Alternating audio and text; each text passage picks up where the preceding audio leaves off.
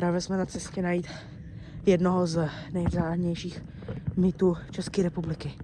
Českýho Bigfoota, který se tady někde podle pověsti nachází. Podle pověsti má jíst kopřivy a kamení.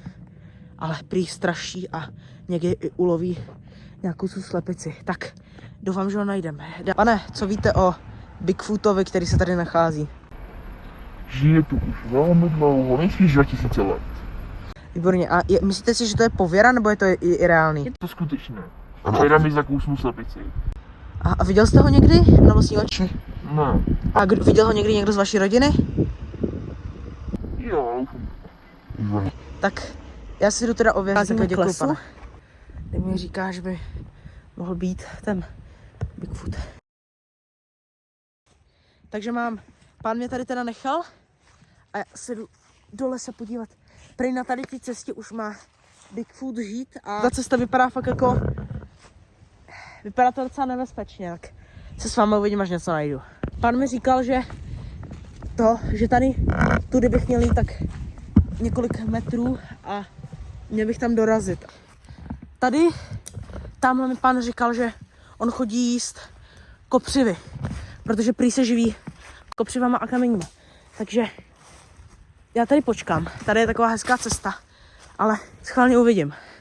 Já se tady teda utábořím a zkusím tady být několik hodin, protože prý on tady chodí během noci. Ale prý si mám dávat pozor, že normálně tady chodí i lidi.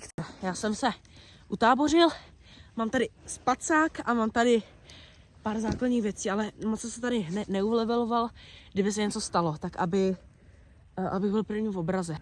Takže já jsem se teďka vydal nahoru, protože tady očividně nebylo nic, teda jako absolutně není nic vidět a ta žárovka se strašně praží. Ale potřebuji vidět Bigfoota. Je tady strašně listí.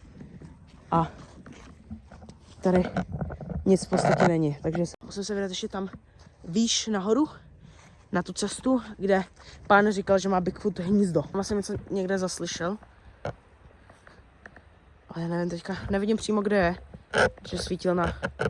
Jak se mi už vybíjí baterka. Ale tady někde bylo teďka slyšet křupnutí. Doufám, že si mě nevšimne. On se pohnul. Já teď mizím.